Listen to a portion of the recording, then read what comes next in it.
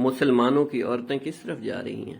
کل قیامت کے دن رسول صلی اللہ علیہ وسلم سے کس منہ سے حوض کوثر سے پانی مانگیں گی؟ ام المومنین عائشہ اور سیدہ فاطمہ کا کس طرح سامنا کریں گی؟ ایسی مہندی کے فیشن سے جو آپ کو اللہ کا نافرمان بنائے اس سے موت بہتر ہے۔ غیر محرم عورتوں کو چھونے، ان سے مصافحہ کرنے، ان کے ساتھ میل جو رکھنے کے بارے میں شریعت میں شدید ممانعت آئی ہے۔